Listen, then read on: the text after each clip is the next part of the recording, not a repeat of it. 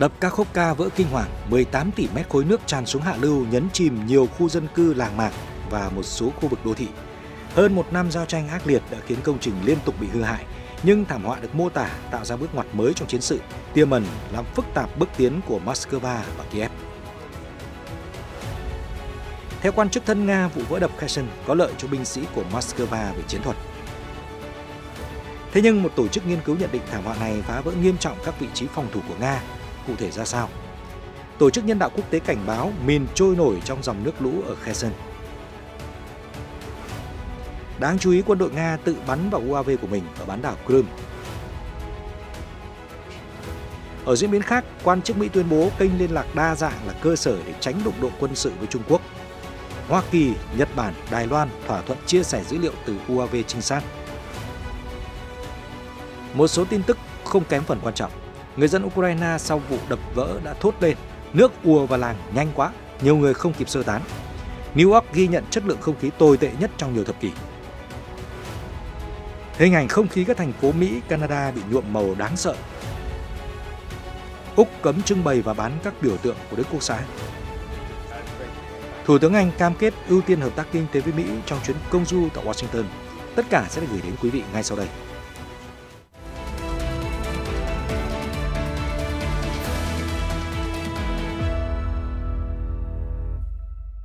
Chào mừng quý vị quay trở lại với chương trình tin quốc tế. Thưa quý vị, đập thủy điện Kakhovka trên sông Dnipro bị phá hủy một phần sau vụ nổ ngày 6 tháng 6, khiến 18 tỷ mét khối nước tràn xuống các thị trấn và khu vực hạ lưu, khiến hàng ngàn người dân thường phải sơ tán. Nga và Ukraine đều quy trách nhiệm lẫn nhau. Đáng chú ý là có nhiều ý kiến cho rằng vụ việc sẽ tác động không nhỏ đến xung đột đang diễn ra. Sky News ngày 7 tháng 6 dẫn lời ông Vladimir Sando, thống đốc vùng Kherson do Nga kiểm soát, nhận định lũ lụt đã diễn ra theo hướng có lợi cho các lực lượng Nga về mặt chiến thuật. Trong khi đổ lỗi cho Ukraine gây ra thảm họa, ông Sando nói thêm, các lực lượng vũ trang Nga giờ đây có một không gian rộng hơn để có thể quan sát ai đang cố vượt qua sông Dnipro và bằng cách nào. Quân đội Ukraine không thể vượt qua hồ chứa Kakhovka. Tuy nhiên, ông Michael Kaufman, một chuyên gia về quân đội Nga, tỏ ra hoài nghi về đánh giá của ông Sando. Theo ông, vụ vỡ đập sẽ khó có tác động đối với chiến dịch quân sự của Ukraine. Chuyên gia cho rằng xác suất Ukraine tiến hành vượt sông không cao và hiện vẫn chưa có bằng chứng nào cho thấy Kiev có kế hoạch như vậy. Ông nói thêm, vụ vỡ đập có thể sẽ phá hủy tuyến phòng thủ đầu tiên của Nga. Moscow kiểm soát bờ đông sông Dnipro, trong khi Kiev triển khai lực lượng ở bờ Tây. Cũng đồng tình với ý kiến của chuyên gia Michael Kaufman, Kiev Independent ngày 8 tháng 6 trích dẫn nhận định của một tổ chức nghiên cứu rằng việc phá hủy nhà máy thủy điện Kakhovka đang thay đổi đáng kể địa lý khu vực tiền tuyến ở Kherson. Viện Nghiên cứu Chiến tranh ISW có trụ sở tại Mỹ cho biết hình ảnh được chụp vào ngày 7 tháng 6 tiết lộ lũ lụt đã phá vỡ nghiêm trọng các vị trí phòng thủ của Nga ở bờ đông sông Dnipro, đặc biệt tại vị trí tuyến đầu của Nga ở Horan, Prishtan và Olysky. Quan chức thân Nga Vladimir Sando tại Kherson nhận định vụ đập vỡ thực sự có lợi cho Nga vì nó khiến các bước tiến của Ukraine vượt sông phức tạp hơn. Tuy nhiên, theo Viện Nghiên cứu Chiến tranh, đánh giá của ông Sando đã bỏ qua nhiều công sự tuyến đầu của Nga. Lũ lụt lớn có khả năng buộc quân đội Nga rút khỏi Olysky và Horan, Prishtan. Đây là những vị trí mà họ từng dùng để pháo kích thủ phủ Kherson và các khu vực định cư lân cận ở bờ Tây sông Dnipro, tổ chức nghiên cứu nhận định thêm. Hiện theo Viện Nghiên cứu Chiến tranh, các vùng Olysky, Horan Pristan, Kozacha Lahiri và Dnipriani gần như bị ngập hoàn toàn, mực nước dâng cao ngang các tòa nhà một tầng. Bộ Nội vụ Ukraine ngày 7 tháng 6 thông báo 29 khu định cư ở Kherson đã bị ngập lụt, 19 trong số đó nằm trong các lãnh thổ do Ukraine kiểm soát và 10 khu còn lại ở các khu vực do Nga chiếm đóng. Viện Nghiên cứu Chiến tranh trích lời người phát ngôn Bộ Chỉ huy tác chiến miền Nam Ukraine cho biết, Nga đã cho di rời binh sĩ và thiết bị cách xa vùng lũ từ 5 đến 15 km, khiến một số khu định cư nằm ngoài tầm bắn của pháo binh Nga. Hiện Nga chưa bình luận gì về các nhận định trên.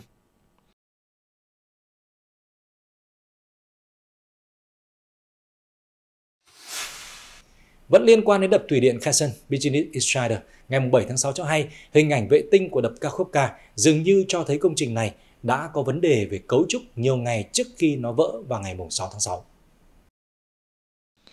Theo các bức ảnh chụp con đập vào tuần trước, một đoạn cầu trên đập đã xuống cấp ít nhất 4 ngày trước khi đập vỡ, CNN và BBC cùng đưa tin. BBC đã công bố 2 hình ảnh về con đập. Trong đó bức ảnh chụp vào ngày 28 tháng 5 cho thấy một cây cầu bắc qua đập thủy điện vẫn còn nguyên vẹn, nhưng trong ảnh chụp ngày 5 tháng 6 một đoạn cầu đã biến mất. CNN cũng công bố một bài phân tích tương tự nhưng không kèm theo hình ảnh. Cả hai hãng tin đều cho rằng không rõ liệu hư hại trên có ảnh hưởng đến vụ vỡ đập Kakhovka hay không. Cũng không rõ thiệt hại do ai đó cố tình gây ra hay đây là kết quả của các hành động quân sự của Nga và Ukraine. Vụ đập vỡ trên sông Dnipro đã khiến nhiều ngôi làng ở phía nam vùng Kherson bị ngập lụt. Mực nước dâng cao khiến hàng ngàn người ở hạ lưu phải sơ tán. Một hồ chứa được sử dụng để làm mát nhà máy điện hạt nhân Zaporizhzhia có nguy cơ cạn kiệt. Ngoài những tác động đến chiến sự Nga-Ukraine, vụ vỡ đập Nova Kakhovka còn gây ra nhiều mối nguy khác. Theo CNN ngày 8 tháng 6, Tổ chức Nhân đạo Quốc tế CARE cảnh báo rằng mìn có khả năng trôi nổi trong dòng nước lũ sau thảm họa. Giám đốc của CARE Ukraine, ông Fabrice Martin cho biết, khu vực của đập Kakhovka chứa đầy mìn, giờ chúng đang trôi nổi trong dòng nước và gây ra rủi ro rất lớn. Ông cũng lưu ý hậu quả thảm khốc mà vụ vỡ đập có thể gây ra đối với môi trường. Đặc biệt, dầu đã tràn vào sông Dnipro và có thể tiếp tục rò rỉ, theo Martin. Ít nhất 150 tấn dầu đã được thải ra sông Dnipro, 300 tấn nữa có nguy cơ bị rò rỉ thêm. Điều này có thể khiến công viên tự nhiên quốc gia Nizhny Dniprovsky với hơn 80.000 ha đất được bảo vệ bị biến mất, CNN dẫn lời ông Martin cho hay. Tổng Giám đốc Cơ quan Năng lượng Nguyên tử Quốc tế IAEA Rafael Grossi nói với Sputnik ngày 8 tháng 6 rằng tình hình xung quanh nhà máy thủy điện Kakhovka là nghiêm trọng nhưng không có lý do gì để hoảng sợ. IAEA hiện đang theo dõi thêm tình hình nhà máy điện hạt nhân Zaporizhzhia. Ông Grossi nói với Sputnik rằng chúng tôi không muốn tạo ra sự hoảng loạn, nhưng hiện tình hình vẫn nghiêm trọng. IAEA hiện đang theo dõi tình hình xung quanh nhà máy điện hạt nhân Zaporizhzhia bằng cách theo dõi mực nước trong hồ chứa làm mát của nhà máy nhằm đưa ra các biện pháp khả thi. Nếu chúng ta mất khả năng làm mát, sẽ có một số vấn đề xảy ra. Ngoài ra, chính các lò phản ứng cũng có thể bị hư hại, ông Grossi nói thêm. Bình luận của ông Grossi được đưa ra sau khi Tổng Giám đốc Tập đoàn Năng lượng Nguyên tử Nga Rosatom, ông Alexei Likachev, tuyên bố nhà máy điện hạt nhân Zaporizhzhia có các phương án cung cấp nước dự phòng.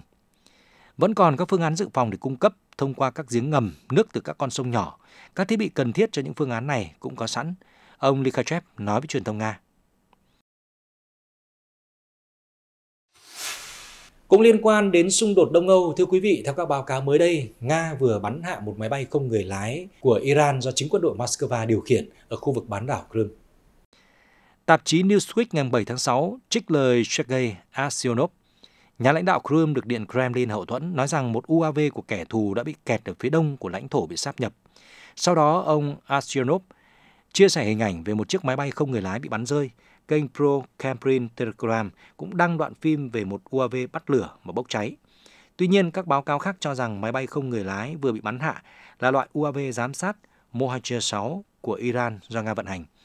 Dòng tweet ngày 7 tháng 6 của Anton Gerashchenko, cố vấn Bộ Nội vụ Ukraine, có nội dung: tấn công tốt thật, có vẻ Nga vừa hạ gục máy bay không người lái Mohajer-6 của Iran.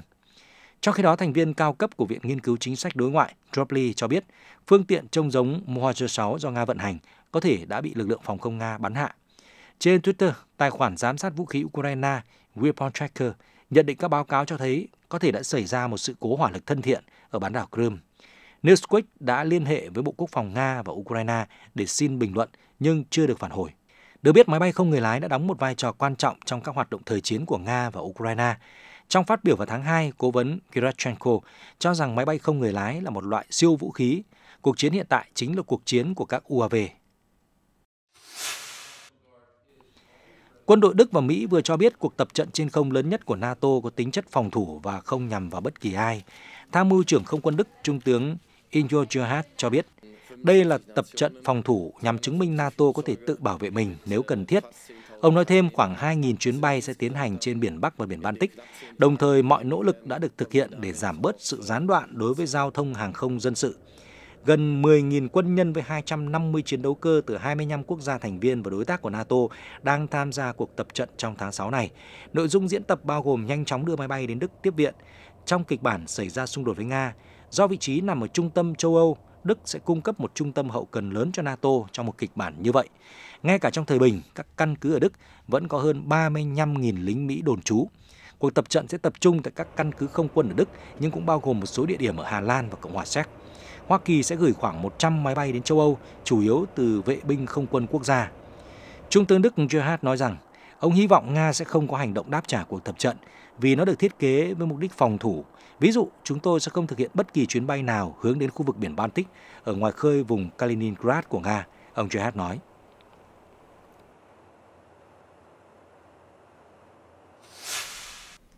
Chuyển sang tình hình các khu vực khác, thưa quý vị, một quan chức cấp cao của Mỹ cho biết là Hoa Kỳ đang muốn tránh một cuộc chiến tranh lạnh mới với Trung Quốc bằng cách tạo ra những cơ chế đối thoại để ngăn chặn các cuộc đụng độ quân sự ngoài ý muốn giữa hai nước. Hãng tin NHK ngày 8 tháng 6 trích lời ông Kurt Campbell, điều phối viên Hội đồng An ninh Hoa Kỳ về Ấn Độ Dương, Thái Bình Dương cho biết không chắc việc nối lại đối thoại và ngoại giao giữa Mỹ và Trung Quốc đi theo quỹ đạo nào. Mặc dù vậy, Washington cảm thấy lo ngại về các cuộc chạm trán nguy hiểm trong vài tuần qua. Vào thứ Bảy tuần trước, một tàu chiến Trung Quốc đã đi cắt mặt một tàu khu trục Mỹ ở eo biển Đài Loan. Trước đó, một máy bay chiến đấu của Trung Quốc cũng bay qua phía trước một máy bay trinh sát của Mỹ trên Biển Đông vào ngày 26 tháng 5. Ông Kurt Campbell cho rằng Washington và Bắc Kinh cần tạo ra các cơ chế liên lạc để tránh rủi ro khi tàu chiến hoặc máy bay ở gần nhau. Ông cho biết các cơ chế như vậy đã được áp dụng với Liên Xô cũ, giúp tạo ra cách ứng xử tin cậy và mang tính chiến lược trong giai đoạn chiến tranh lạnh. Được biết, Trung Quốc đã từ chối yêu cầu gần đây của Mỹ khi Hoa Kỳ đề xuất một cuộc gặp giữa các bộ trưởng quốc phòng bên lề diễn đàn an ninh thường niên được tổ chức tại Singapore.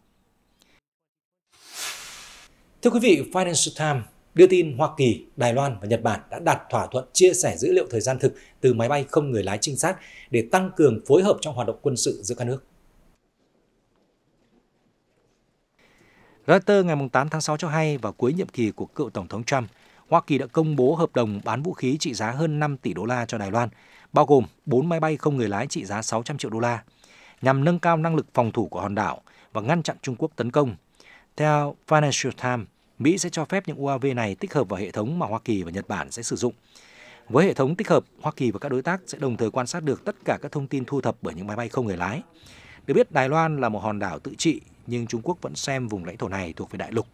Bắc Kinh nhiều lần cảnh báo Hoa Kỳ nên tôn trọng chính sách một Trung Quốc, đồng thời phản đối các giao dịch mua bán vũ khí giữa Mỹ với đảo Đài Loan. Thưa quý vị, Tổng thống Hàn Quốc vừa cam kết sẽ hỗ trợ tối đa cho ngành công nghiệp sản xuất chip khi ông cho rằng lĩnh vực này đang phải đối mặt với một cuộc chiến tổng lực trong bối cảnh căng thẳng thương mại giữa Mỹ và Trung Quốc ngày càng gia tăng. Reuters ngày 8 tháng 6 cho hay trong cuộc họp với lãnh đạo các ban ngành và những nhà lập pháp của Hàn Quốc, Tổng thống Yoon suk yeol đã đề cập đến những giải pháp nhằm duy trì vị thế của Hàn Quốc trong lĩnh vực sản xuất chip nhớ. Bên cạnh đó, Seoul cần đẩy mạnh hoạt động sản xuất chất bán dẫn một cách có hệ thống, dựa trên việc đảm bảo vật liệu, thiết bị và năng suất lao động. Tổng thống Yoon cho rằng các vấn đề địa chính trị gần đây đã trở thành rủi ro lớn nhất đối với các công ty. Riêng các công ty không thể tự tìm ra giải pháp. Chính phủ cần hỗ trợ các công ty bằng cách tăng cường hợp tác và liên lạc chặt chẽ với những quốc gia có cùng chí hướng như Hoa Kỳ. Theo tuyên bố của Bộ Công nghiệp Hàn Quốc, chính phủ đã có kế hoạch giúp mở rộng nghiên cứu và phát triển, hỗ trợ các công ty sản xuất nhỏ tăng cường bảo vệ pháp lý cho công nghệ chip và thành lập các cơ sở thử nghiệm mới. Hiện tại Hàn Quốc đang tìm cách tránh bị lôi kéo vào một cuộc chiến ăn miếng trả miếng giữa Trung Quốc và Hoa Kỳ về chất bán dẫn. Vào lúc này, các công ty sản xuất chip của Hàn Quốc như Samsung và SK Hynix phụ thuộc vào công nghệ và thiết bị của Hoa Kỳ. Tuy nhiên, khoảng 40% thiết bị xuất khẩu của hai công ty này có điểm đến là Trung Quốc. Khi Washington tuyên bố hạn chế xuất khẩu thiết bị sản xuất chip cho Bắc Kinh vào tháng 10 năm ngoái, Mỹ đã ban hành quy định miễn trừ 1 năm cho Samsung và SK Hynix, những công ty có cơ sở sản xuất tại Trung Quốc, để hai công ty này có thể nhập khẩu thiết bị mà không phải xin giấy phép. Tuy nhiên, quy định miễn trừ này có được gia hạn trong thời gian tới hay không còn là vấn đề đang được xem xét. Trong báo cáo ngày 7 tháng 6, công ty xếp hạng tín dụng Fitch cho biết họ không cho rằng sự tranh chấp giữa Mỹ và Trung Quốc sẽ làm gián đoạn nguồn cung từ Hàn Quốc, vì quốc gia này vẫn là địa điểm chính cho các khoản đầu tư và nâng cấp công nghệ, với sự góp mặt của hai công ty lớn là Samsung và SK Hynix. Tuy nhiên, rủi ro có thể tăng lên nếu tranh chấp leo thang theo cách ảnh hưởng rõ rệt đến chi phí và các tính toán sẵn có của chuỗi cung ứng, bao gồm các phán quyết hoặc các lệnh cấm cực đoan hơn từ Hoa Kỳ hoặc Trung Quốc. Báo cáo của Fitch Ratings cho biết thêm. Chuyển sang một số tin tức xã hội kinh tế đáng quan tâm. Ngày 7 tháng 6, người dân Ukraine ở khu vực bị Nga kiểm soát bắt đầu kiểm tra tình trạng nhà cửa sau vụ vỡ đập kinh hoàng mà cả Moscow và Kiev đều quy trách nhiệm cho nhau. Các nhà chức trách thân Nga đã kêu gọi người dân ở 3 quận tìm nơi trú ẩn khi đập Kakhovka bị vỡ, khiến mực nước dâng cao. Theo Reuters, làng Koshinka ở vùng Kherson do Nga kiểm soát đã bị nhấn chìm hoàn toàn trong biển nước. Một số nơi nước dâng cao lên tới mái nhà. Dân làng Koshunka như anh Vitaly phải chèo thuyền qua những con đường ngập lụt để giúp đỡ những người khác đang chờ lũ rút. Anh nói với Reuters, đập vỡ, nước lập tức ùa vào ngôi làng trong chưa đầy 15 phút, khiến nhiều người không kịp sơ tán. Chỉ trong vòng 15 phút, mọi tầng hầm và giếng xung quanh chìm trong biển nước tràn vào nhanh lắm, khoảng 100 mét một giờ, anh Vitaly nói thêm. Dòng nước dữ đã khiến nhà anh sụp đổ và phá hủy mảnh đất nơi anh trồng rau quả. Nga đã áp đặt tình trạng khẩn cấp ở các khu vực thuộc Kherson mà Moscow kiểm soát, nơi có nhiều thị trấn và làng mạc nằm ở vùng đất thấp phía dưới con đập. 2.000 người đã được sơ tán khỏi vùng lũ do Ukraine kiểm soát và mực nước lên cao nhất ở 17 khu định cư với 16.000 dân. Trong khi đó, các tình nguyện viên và quân đội Ukraine tiếp tục đi qua các con phố Kherson ngập nước, hỗ trợ nước uống và các nhu yếu phẩm khác cho người dân. Sviatoslav, một tình nguyện viên của tổ chức phi chính phủ Aid Operation, và nhóm của anh đã đến Kherson trên một chiếc thuyền cao su để cung cấp viện trợ và sơ tán những người dân đang bị mắc kẹt. Anh nói với Reuters, 30 người và nhiều vật nuôi đã được sơ tán vào hôm 6 tháng 6. Khi anh chợt thấy một người đàn ông mặc áo phông xanh từ ban công, Sviatoslav đã nhanh chóng đề nghị giúp đỡ. Điều tôi cần bây giờ là sạc dự phòng cho điện thoại. Hết pin rồi, tôi chẳng thể liên lạc được với ai. Người đàn ông 65 tuổi đáp lại lời đề nghị. Treo qua cửa sổ và rụt rè bước lên các máy điều hòa không khí, ông Sehi nhận sạc dự phòng từ các tình nguyện viên. Một vài phút sau, một số binh sĩ Ukraine đưa ông nước uống và thức ăn. Sự cố vỡ đập Nova Kakhovka ngày 6 tháng 6 diễn ra khi Ukraine đang nung nấu chiến dịch phản công chống lại Nga, có khả năng mở ra giai đoạn quan trọng tiếp theo của cuộc chiến. Ở diễn biến khác, thị trưởng New York ngày 7 tháng 6 kêu gọi người dân ở nhà để tránh hít phải không khí nguy hiểm khi khói từ các đám cháy ở Canada bay về phía Nam, bao phủ nhiều thành phố với màn khói bụi dày đặc. Theo Reuters, hơn 10 tiểu bang Mỹ đã đặt trong tình trạng cảnh báo về chất lượng không khí. Tính đến sáng 7 tháng 6, New York có chất lượng không khí tồi tệ thứ 2 trên thế giới theo bảng xếp hạng của IQE. Thủ đô New Delhi của Ấn Độ đứng đầu danh sách này. Vào lúc 5 giờ chiều, chỉ số chất lượng không khí đạt 484. Đó là tình trạng nguy hiểm, gây ra lo ngại đáng báo động đối với sức khỏe người dân New York. Đây là chỉ số cao nhất kể từ những năm 60. Thị trưởng Eric Adams cho hay. Theo ông, ở một số khu vực, chỉ số chất lượng không khí vượt ngưỡng 400, mức 100 là không lành mạnh, còn 300 là nguy hiểm. Nhiều trường học ở New York vẫn mở cửa, nhưng các sự kiện và hoạt động ngoài trời, bao gồm lễ tốt nghiệp, đã bị hủy, hoãn hoặc chuyển vào tổ chức trong nhà. Một màu xám u ám đã bao trùm bầu trời New York và nhiều thành phố khác ở Bắc Mỹ. Không khí có mùi như gỗ cháy. Ở nhiều nơi, mặt trời buổi sớm xuất hiện như một chiếc đĩa màu cam, trong khi các tòa nhà chọc trời trong thành phố mờ mờ ảo ảo trong lớp khói bụi. Thành phố gần biên giới Canada có chất lượng không khí tồi tệ nhất trong cả nước, theo IQE. Trong khi 6 thị trấn dọc theo bờ đông của Maryland và Delaware được xếp hạng trong top 10 về chất lượng không khí xấu. Khói bụi từ các trận cháy rừng ở Canada đang tràn vào vùng biên giới phía Bắc của Mỹ. Theo Reuters, đây là các tác nhân liên quan đến tỷ lệ đau tim và đột quỵ cao hơn, làm gia tăng các ca cấp cứu vì bệnh hen suyễn và các tình trạng hô hấp có thể gây ngứa da, phát ban cùng các vấn đề khác. AccuWeather dự báo chất lượng không khí ở mức xấu sẽ kéo dài đến cuối tuần, với các đám khói mù sẽ di chuyển về phía Tây qua Ngũ Đại Hồ và sâu hơn về phía Nam qua thung lũng Ohio. Giữa lúc ấy, người dân New York đã bày tỏ nhiều ý kiến trái chiều trước màn bụi xám xịt bao phủ thành phố khi khói từ hàng trăm đám cháy rừng ở Canada bay về phía Nam. Những đám khói ở bờ đông nước Mỹ xuất phát từ Canada, nơi hàng trăm đám cháy đã thiêu rụi hơn 3 triệu hecta rừng và buộc hơn 120.000 người sơ tán. Tôi không lo sợ về sức khỏe của mình, tình trạng này chắc chỉ diễn ra nhất thời thôi. Tôi chỉ cảm thấy buồn khi Canada hứng chịu nhiều vụ cháy rừng. Thật không may là bọn trẻ nhà tôi có lên kế hoạch du lịch ở khu vực gần biên giới với Canada. Kế hoạch này bị hủy do tình hình hiện nay. Nhưng tôi nghĩ chúng tôi sẽ ổn thôi, một cư dân New York tên Nation nói với Reuters. Trong khi đó, một số người dân khác cảm thấy lo lắng, thậm chí thừa nhận gặp vấn đề về sức khỏe. Tôi thấy tệ lắm, rất tệ, không thể thở nổi. Tôi đã lên kế hoạch để tập lái xe chuẩn bị cho kỳ thi của mình, nhưng phải hủy vì không khí thế này, anh Mohammed Abbas chia sẻ. Theo một cư dân New York khác, tình hình gây lo ngại và có nhiều tranh cãi về việc mang khẩu trang khi đi ra ngoài. Hôm qua tôi cứ nghĩ là sắp có bão ấy chứ. Sau đó thì xuất hiện các thông tin về chỉ số không khí. Hôm nay chúng tôi đã phải tranh luận rất nhiều rằng liệu bọn trẻ có nên mang khẩu trang đến trường hay không. Mọi hoạt động ở trường đều phải diễn ra trong nhà. Tôi thấy nhẹ nhõm vì tình hình này chỉ diễn ra nhất thời thôi. Nhưng mặt khác, tôi thấy hơi lo ngại về không khí mà chúng tôi hít phải hôm nay. Ông Tim Mulvaney nói thêm. Giới chức Canada ngày 7 tháng 6 đã đưa ra cảnh báo về chất lượng không khí ở thành phố Toronto khi các vụ cháy rừng lan rộng đã thiêu rụi diện tích rộng lớn trong năm nay.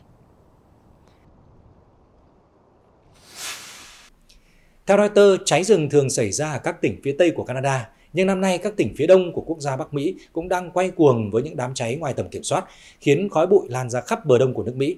Và sau đây là một số hình ảnh cho thấy không khí các thành phố Mỹ và Canada bị nhuộm màu đáng sợ.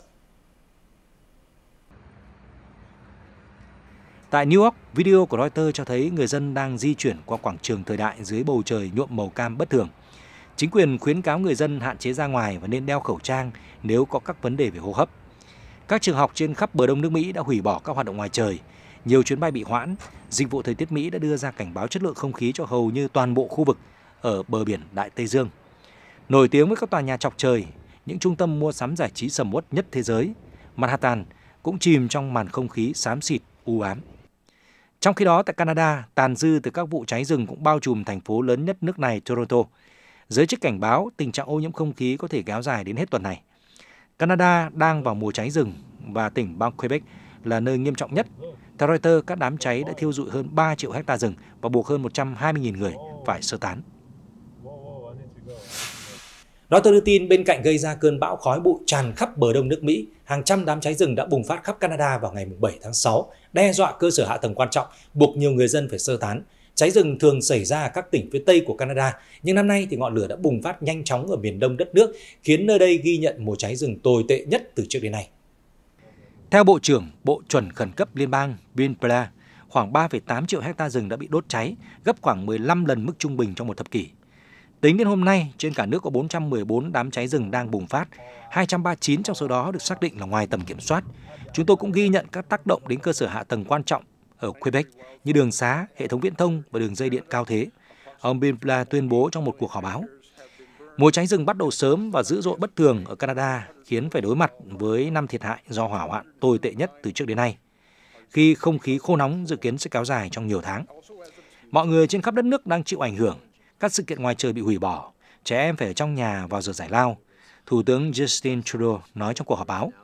Khoảng 520 lính cứu hỏa đang chiến đấu với giặc lửa, trong khi quân đội chuẩn bị điều động thêm 150 người khác, các nhà chức trách thông báo. Khoảng 11.400 người đã được sơ tán khỏi các vùng phía Bắc Quebec và 4.000 người khác sẽ sớm được sơ tán. Tại tỉnh bang Ontario, nơi đông dân nhất của Canada, giới chức nước này cảnh báo không khí xấu sẽ kéo dài trong tuần này tại các thành phố bao gồm Ottawa và Toronto do các đám khói bụi. Theo Reuters đưa tin, nhằm hạn chế ảnh hưởng của lực lượng cực đoan chịu ảnh hưởng của Đức Quốc xã, Úc hôm 8 tháng 6 thông báo nước này sẽ cấm trưng bày ở nơi công cộng và cấm bán các biểu tượng của Đức Quốc xã. Theo đó, Tổng trưởng lý Úc Mark Dreyfus cho biết lệnh cấm áp dụng với tất cả các vật dụng có thể được in các biểu tượng của Đức Quốc xã như là cờ, băng tay, áo phông, phù hiệu và cả việc xuất bản trực tuyến các sản phẩm quảng bá hệ tư tưởng Đức Quốc xã. Tuy vậy, trong một số trường hợp, các biểu tượng của Đức Quốc xã vẫn được sử dụng tại nước này như trong tôn giáo, học thuật, giáo dục, nghệ thuật, văn học, báo chí và khoa học. Cơ quan gián điệp của Úc cảnh báo các nhóm cực đoan đang gia tăng tại nước này và họ đã trở nên có tổ chức và rõ ràng hơn. Vào tháng 3, một nhóm Tân Quốc xã đã đụng độ với những người biểu tình đòi quyền của người chuyển giới ở Melbourne. Và nhóm này đã có hành động giơ tay chào theo kiểu quốc xã gần tòa nhà Quốc hội. Theo Reuters đưa tin, giao tranh ác liệt giữa quân đội Sudan và lực lượng hỗ trợ nhanh bán quân sự RSF vẫn tiếp diễn trong hôm 7 tháng 6 và làm bùng phát một đám cháy lớn gần khu liên hợp quân sự, nơi chứa nhiều vũ khí và đạn dược ở phía nam của thủ đô Khartoum. Các nhân chứng cho biết lực lượng hỗ trợ nhanh bán quân sự RSF hôm 6 tháng 6 đã tấn công khu phức hợp Yamok, rộng lớn được bảo vệ nghiêm ngặt. Trong video đăng tải hôm 7 tháng 6, nhóm này tuyên bố đã chiếm một nhà kho chứa đầy vũ khí và đạn dược, cũng như một số lối đi vào nơi này. Cũng theo các nhân chứng, quân đội chính quy của quốc gia Bắc Phi đang chiến đấu và đẩy lùi các cuộc tiến công đột kích của RSF. Giao tranh trên khắp 3 thành phố Sudan bao gồm Khartoum, Badri và Omdurman đã gia tăng đáng kể từ khi lệnh ngừng bắn 12 ngày giữa quân đội và RSF chính thức hết hạn vào ngày 3 tháng 6 sau nhiều lần vi phạm. Một cư dân sống gần kho chứa cho biết vào sáng ngày 7 tháng 6 cùng với một loạt vụ nổ lớn, đám cháy đã bùng lên và lan rộng trước khi mặt trời lặn. Đoạn video do Reuters đăng tải được cho là ghi nhận ở phía nam Khartoum. cho thấy một ngọn lửa lớn đang bùng cháy và khói bốc lên bao trùm các tòa nhà, kèm theo đó là các tiếng nổ lớn. Reuters không thể xác định vị trí địa lý chính xác của video, tuy nhiên địa điểm vụ nổ và các cảnh được chiếu bằng máy bay không người lái cũng như từ các góc khác được đăng trên phương tiện truyền thông xã hội đã được xác minh. Công cụ tìm kiếm bằng hình ảnh của Google đã không hiển thị bất kỳ hình ảnh trực tuyến nào trước đó. Theo các nhà hoạt động địa phương, các đám cháy là do vụ đánh bom kho nhiên liệu và khí đốt và các ngôi nhà trong khu vực đã bị trúng đạn. Cư dân ở Omdurman và Bari, cách khu vực xảy ra vụ cháy khoảng 15 km cho biết họ có thể nhìn thấy rõ ngọn lửa cháy rực từ Yarmouk vào ban đêm. Lực lượng RSF đã nhanh chóng chiếm giữ các khu vực rộng lớn của thủ đô sau khi giao tranh bùng nổ Khartoum vào ngày 15 tháng 4. Tuy các cuộc không kích và hỏa lực pháo binh của quân đội chính quy đã không đẩy lùi được các đợt tấn công, nhưng RSF có thể sẽ phải đối mặt với thách thức trong việc bổ sung đạn dược và nhiên liệu một khi xung đột kéo dài. Theo Reuters, trong cuộc gặp với Chủ tịch Hạ viện Mỹ McCarthy vào hôm 8 tháng 6, Thủ tướng Anh Rishi Sunak cam kết là sẽ ưu tiên hợp tác kinh tế với Washington bên cạnh các vấn đề quốc phòng và an ninh giữa một thế giới đang ngày càng nhiều biến động. Theo đó, Thủ tướng Anh Rishi Sunak đã có cuộc hội đàm với Tổng thống Joe Biden cùng với các thành viên của Quốc hội Hoa Kỳ và các nhà lãnh đạo doanh nghiệp Hoa Kỳ trong chuyến công du kéo dài 2 ngày 7-8 tháng 6 tại Mỹ. Theo vị Thủ tướng, chuyến công du là cơ hội bồi đắp mối quan hệ hiện có giữa hai nước để cùng nhau đương đầu với những thách thức mới. Chúng ta cần đảm bảo rằng mối quan hệ Mỹ-Anh luôn bền chặt để đối phó với những thách thức trong tương lai, ông Sunak nhấn mạnh. Reuters nhận định sau khi rời Liên minh châu Âu EU, Anh đang tìm cách liên kết chặt chẽ hơn nữa với Washington để giúp điều hướng một thế giới bất ổn hơn do sự trỗi dậy của Trung Quốc, tình hình xung đột Nga-Ukraine và sự phát triển của AI. Chiều ngày 7 tháng 6, ông Sunak đã có mặt tại Tòa nhà Quốc hội Hoa Kỳ để tham gia hội đàm cùng Chủ tịch Hạ viện, người đứng đầu Đảng Cộng hòa Kevin McCarthy và các nhà lãnh đạo của lưỡng đảng tại Thượng viện, bao gồm ông Chuck Schumer và ông Mitch McConnell. Cũng trong chuyến thăm của Thủ tướng Anh, Chủ tịch Ủy ban điều hành Quốc hội về Trung Quốc, đại diện Đảng Cộng hòa Chris Smith và Thượng nghị sĩ Đảng Dân Chủ James Merkley đã yêu cầu ông Sunak cùng với Tổng thống Biden thảo luận về chính sách Hồng Kông, các vấn đề liên quan đến việc trả tự do cho ông trùm truyền thông xứ Cảng Thơm Jimmy Lai, cũng như các nhà hoạt động khác. Trên thực tế, các cuộc đàm phán giữa Anh và Mỹ để đạt một thỏa thuận thương mại hậu Brexit đã đình trệ. Việc Washington miễn cưỡng xem xét một động thái như vậy đã khiến các chính phủ kế tiếp tìm kiếm thỏa thuận về từng lĩnh vực riêng lẻ. Chính phủ của ông Sunak cũng chịu áp lực sau khi chính quyền ông Biden đưa ra khoản trợ cấp 369 tỷ đô la để thúc đẩy sự phát triển của xe điện và các công nghệ sạch khác, một chính sách đã khiến EU phải đưa ra kế hoạch công nghiệp của riêng mình. Ngoài ra, theo ông Sunak, một liên minh mới sẽ giúp London và Washington bảo vệ chuỗi cung ứng và điều hướng nền kinh tế toàn cầu, nơi các cường quốc mới đang thao túng thị trường toàn cầu, giữ lại các nguồn lực quan trọng và cố gắng thiết lập sự kiểm soát đối với các ngành xác định tương lai của hai nước. Theo Reuters đưa tin, Tổ chức Hợp tác và Phát triển Kinh tế OECD đã nâng triển vọng tăng trưởng kinh tế của Trung Quốc năm 2023 lên 5,4%, tăng 0,1% so với mức dự báo đưa ra trong tháng 3. Cụ thể, theo báo cáo triển vọng kinh tế mới nhất được công bố hôm 7 tháng 6, OECD cho biết nền kinh tế toàn cầu đã bắt đầu cải thiện khi số liệu cho thấy có xu hướng tăng trưởng. Giá năng lượng giảm kèm theo việc tháo gỡ các nút thắt trong chuỗi cung ứng, cùng với việc Trung Quốc mở cửa trở lại sớm hơn dự kiến đều là những yếu tố góp phần phục hồi kinh tế. Tổ chức OECD dự báo kinh tế toàn cầu sẽ tăng trưởng 2,7% trong năm nay và dự báo tăng trưởng năm 2024 được giữ nguyên ở mức 2,9%. Dự báo trên được đưa ra sau khi Ngân hàng Thế giới công bố báo cáo mới nhất của triển vọng kinh tế toàn cầu hôm 7 tháng 6. Theo đó, triển vọng tăng trưởng hàng năm của Trung Quốc đã tăng lên 5,6% so với mức 4,3% trong dự báo hồi tháng 1 năm nay. Bên cạnh đó, Ngân hàng Thế giới cũng chỉ ra rằng sự phục hồi của thị trường Trung Quốc đã đảo ngược suy thoái kinh tế ở khu vực châu Á-Thái Bình Dương và sự tăng trưởng mạnh mẽ của ngành bán lẻ cũng như hoạt động dự báo công nghiệp gia tăng đã tạo động lực tích cực cho tăng trưởng kinh tế khu vực. Ông Nini cùng với bạn đời Chiswell đã sưu tầm những bức ảnh về những cặp đôi đồng tính đang yêu trong hơn 2 thập kỷ qua. Ông cho biết, chúng tôi cứ nghĩ mãi về những gì có thể đã diễn ra trong đầu họ vào thời điểm đó. Vào năm 2020, cặp đôi người Mỹ này đã xuất bản cuốn Loving, bao gồm hàng trăm ảnh chụp thường và ảnh chân dung. Những bức ảnh này được chụp từ những năm 1850 đến 1950, đã thể hiện tình yêu giữa những chàng trai với nhau. Danh tính của đại đa số những người đàn ông trong bộ ảnh vẫn chưa được biết. Một phần bộ sưu tập đồ sộ này sẽ được trưng bày lần đầu tiên bắt đầu từ thứ Năm 8 tháng 6 tại Bảo tàng Dratt ở Geneva. Ông Nini và ông Chiswell lần đầu tiên tìm kiếm những bức ảnh như thế này ở các khu chợ trời và kho lưu trữ của gia đình, sau đó là tìm trên mạng và tại các cuộc đấu giá. Ông Treadwell nói, tôi nghĩ rằng họ muốn có một cái gì đó để ghi nhớ về bản thân. Ông nói về những đối tượng được chụp ảnh, trong đó có nhiều thanh niên trong quân đội. Ông nói thêm rất nhiều bức ảnh là nguyên bản. Vì vậy, chúng ta biết rằng chúng đã được giấu ở đâu đó giữa những trang sách hoặc trong ngăn kéo. Những bức ảnh này đến từ các quốc gia như là Hoa Kỳ và Đức, đã được chụp trong bối cảnh quan hệ đồng giới là bất hợp pháp. Ông Nini nói, những gì chúng tôi phát hiện ra được qua bộ sưu tập này là giống như ngày nay, những người đàn ông này, những cặp đôi này có bạn bè và gia đình ủng hộ.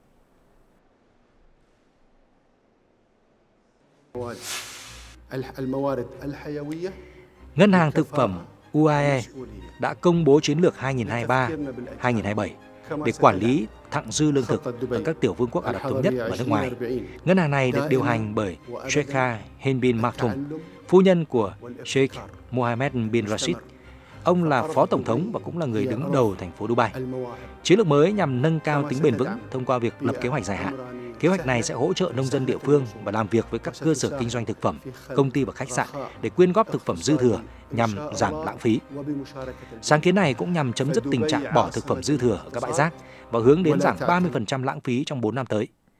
Kế hoạch này sẽ triển khai các chương trình nâng cao nhận thức trong các trường học, cơ quan chính phủ, các công ty tư nhân nhằm đảm bảo họ tận dụng tốt thực phẩm dư thừa.